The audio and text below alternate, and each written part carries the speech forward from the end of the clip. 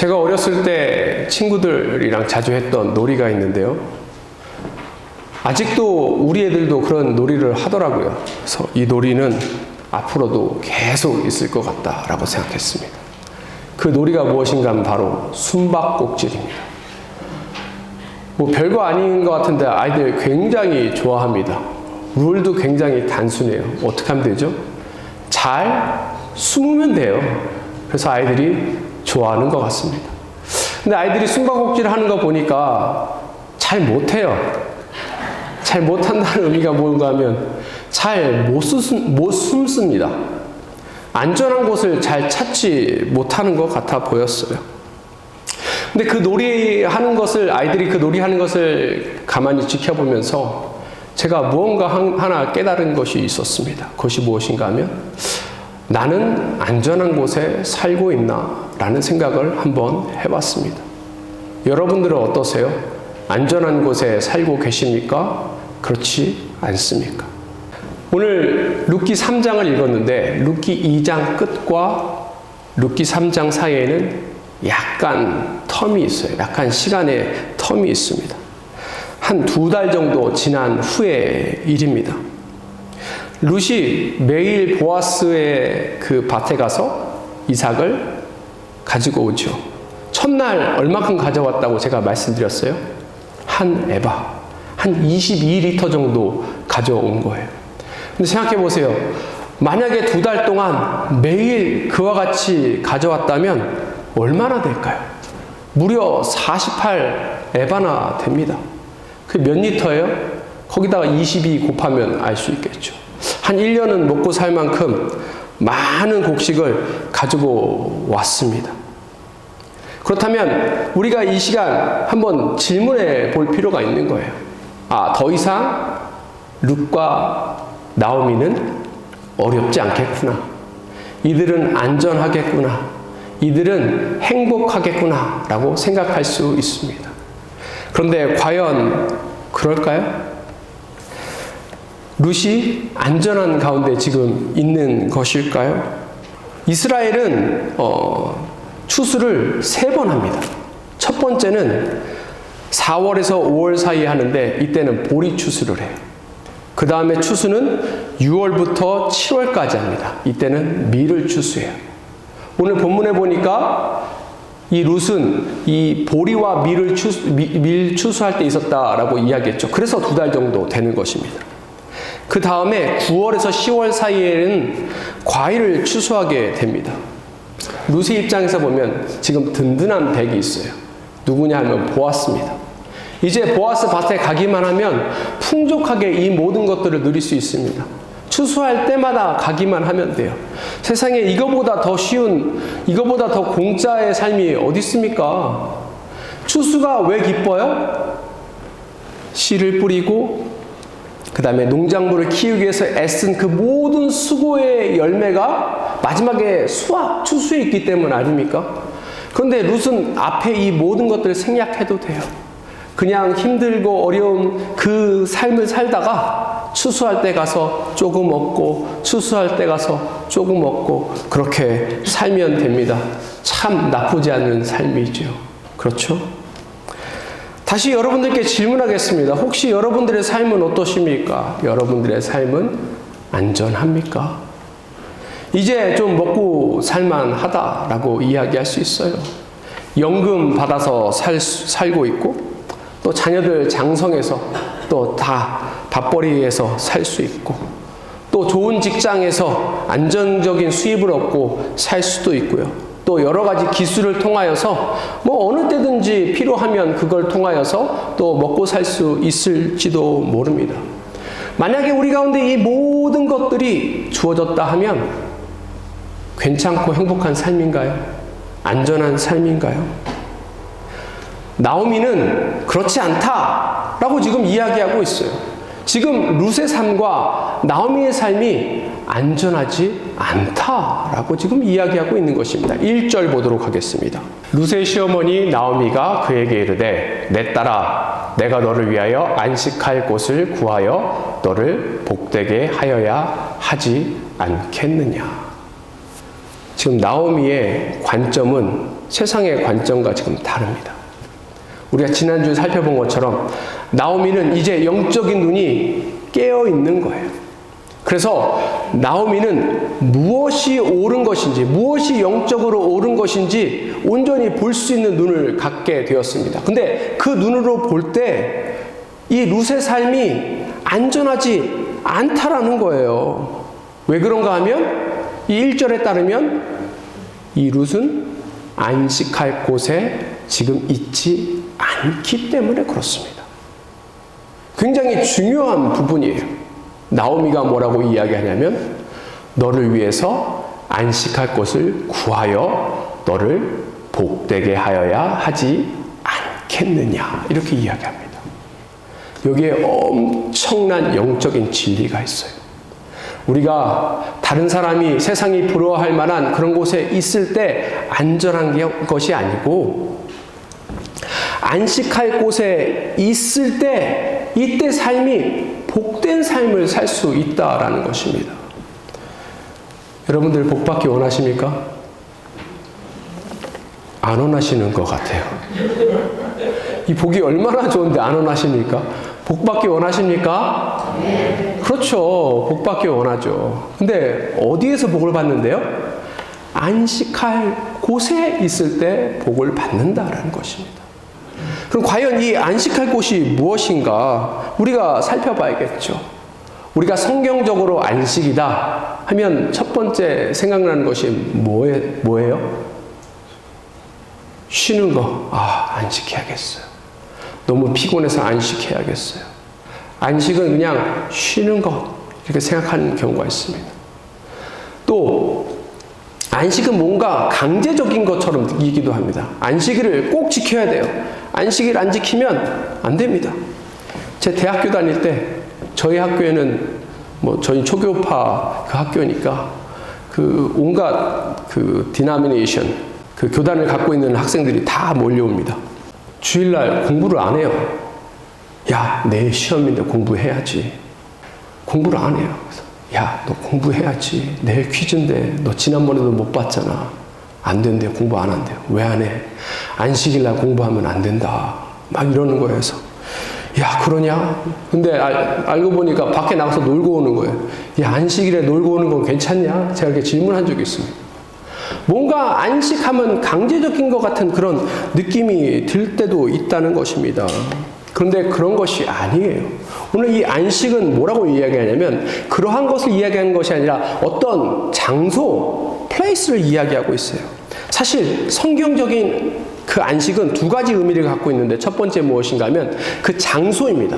또 하나는 무엇인가 하면 상태예요. 이 부분들을 강조하기 위해서 잘 설명하기 위해서 히브리서 3장과 4장에서 성도들에게 그렇게 설명하고 있습니다. 안식이 무엇인가 하면 가나안 땅에 들어가는 것이 안식이래요. 왜냐하면 출애굽한 이스라엘 사람들은 지금 안전하지 않은 곳에 있는 것이잖아요. 그리고 또 애굽에 있었을 때 온갖 압제를 겪고 어려움을 겪고 있었습니다. 그 모든 것들을 해결할 수 있는 곳이 어디예요? 가나안 땅에 들어가는 거예요. 가나안 땅에 들어가면 그 모든 것으로부터 안전해지는 것입니다. 근데 가나안 땅에 있는다고 모든 것이 다 해결됩니까? 그런 것은 아니죠. 물론 가나안 땅이 젖과 꿀이 흐르는 땅이지만 이른 비와 늦은 비가 정확하게 내릴 때 이 가나안 땅이 젖과 꿀이 흐르는 땅이 되는 거예요. 그 의미는 무엇인가 하면 하나님께서 보호해 주셔야 하는 것이죠. 이건 상태를 이야기하는 것입니다. 오늘 이 룻기 3장 1절에 나오는 안식할 곳도 마찬가지인 거예요. 어떤 장소, 안전한 장소에서 누군가의 보호를 통하여서 살 때 이 삶이 안전해지고 복된 삶이 될 수 있는 것입니다. 그래서 오늘 이 안식할 곳을 우리가 어떻게 다르게 번역하면 좋은가 하면 안전한 곳, 안전 이렇게 바꿔서 보면 훨씬 더 우리가 이 성경을 이해하기가 좋습니다. 이 나오미가 생각할 때 이 룻의 상황은 지금 안전한 곳에 있는 것이 아니에요. 물론 이 보아스라는 백이 있지만 언제까지 이 보아스가 백이 돼 줄 수 있냐는 것입니다. 한번 생각해 보세요. 나오미가 왜 어려움을 겪게 됐습니까? 이 베들레헴에 빵이 없어요. 먹을 것이 없어서 떠나게 된 것이죠. 비록 지금 추수할 때 추수할 곡식이 많아서 룻이 많은 것을 누리고 있지만 그 다음에 만약에 그 전과 같이 이 베들레헴에 가뭄이 찾아오면 어떡하겠냐는 거예요. 어떡하겠냐는 거예요. 그리고 지금이야 이 보아스의 마음이 좋아서 여러 가지 편의도 제공해주고 곡식도 주었지만 만약에 이 보아스의 마음이 변심하게 되면 어떻겠냐는 거예요. 그래서 룻은 지금 안전하지 않은 것입니다. 어디로 가야 그럼 안전한 거예요? 보아스와 결혼해야 안전해지는 것입니다. 다시 한번 여러분들에게 물어보겠습니다. 여러분들의 삶은 안전하세요? 안전하십니까? 조금 모아놓은 돈이 있고 또 기술이 있고 연금도 있고 그래서 안전하다라고 느끼신다면 어느 날 갑자기 어려움이 찾아올 때 우리는 당황하고 우리는 어려움을 겪을 수 있게 되는 것입니다. 그러니 우리가 어디로 가야 돼요? 안전한 곳으로 나아가야 되죠. 다시 한번 안전한 곳이 어딘지 2절을 함께 보도록 하겠습니다. 내가 함께 하던 하녀들을 둔 보아스는 우리의 친족이 아니냐. 보라, 그가 오늘 밤에 타작마당에서 보리를 까불리라. 보아스가 뭐라고 이야기해요? 친족이다. 무슨 의미인가 하면 보아스가 안전한 곳이 될 수 있다는 거예요. 룻의 상황, 나오미의 상황, 그 모든 어려움들, 이 모든 것들을 해결해 줄 수 있는 사람이 누군가 하면 바로 보아스라는 거예요. 안전을 제공해 줄 수 있는 것이 보아스라는 것입니다. 근데 문제가 하나 있어요. 무슨 문제가 있냐면 이 앞에 제가 고엘에 대해서 한번 설명해 드린 적이 있습니다. 이 친족이 대신해서 그 다른 친족이 어려움을 당할 때 도와주는 풍습이거든요.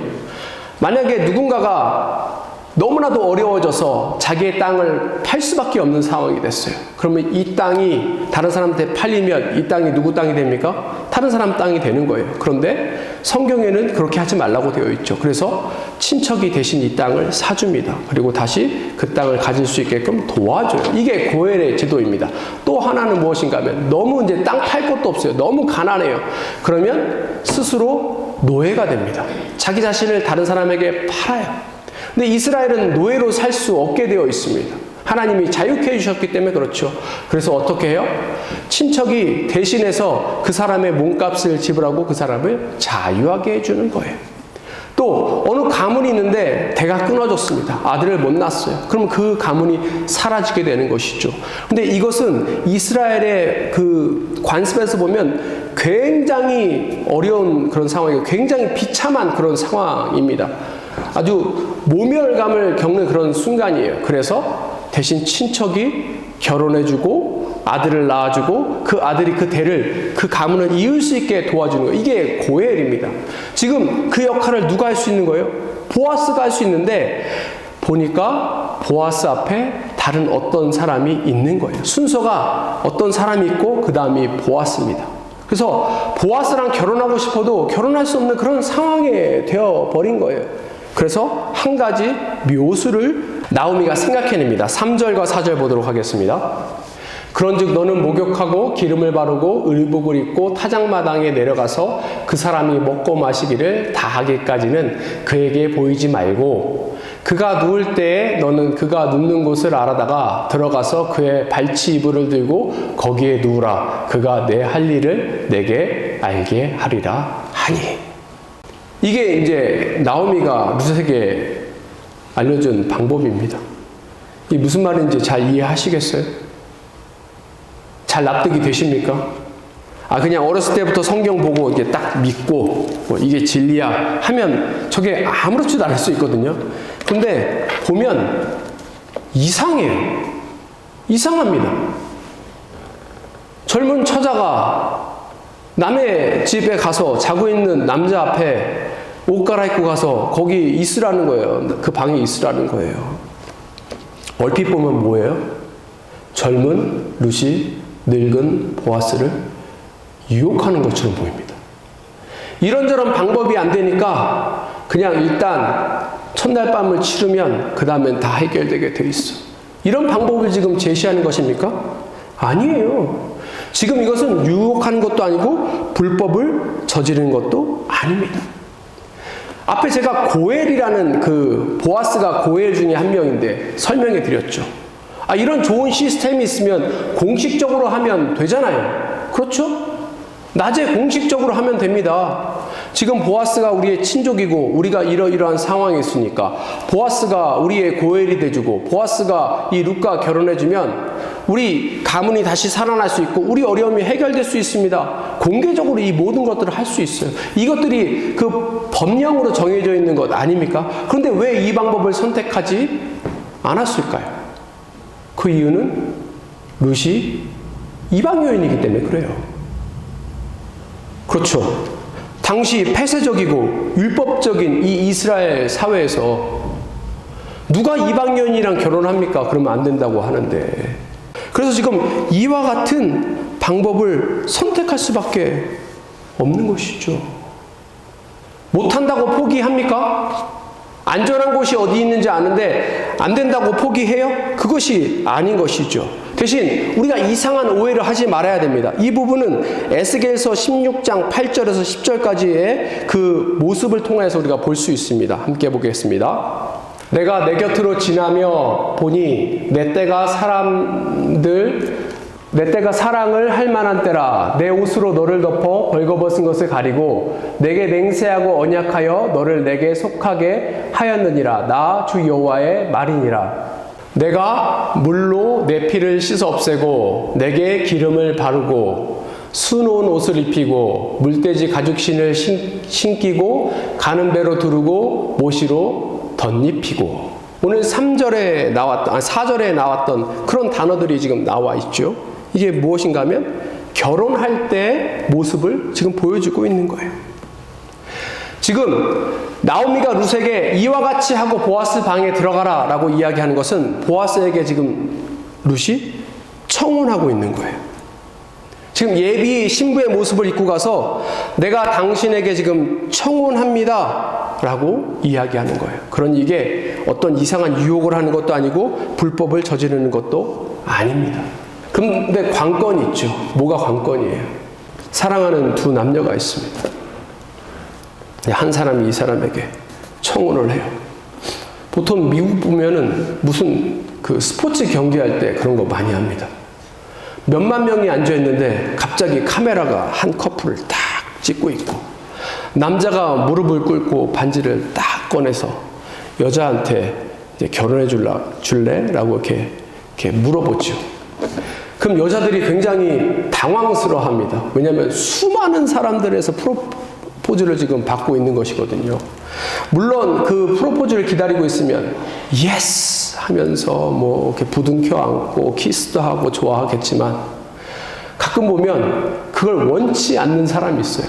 그러면 계속해서 머뭇거리면 주변에서 계속 압박합니다. 박수 치면서 하고 막 그거 받으라고 남의 인생이니까 막 이렇게 하죠. 근데 그걸 거절하는 것도 제가 본 적이 있습니다. 이게 문제예요. 룻이 보아스에게 청혼을 했어요.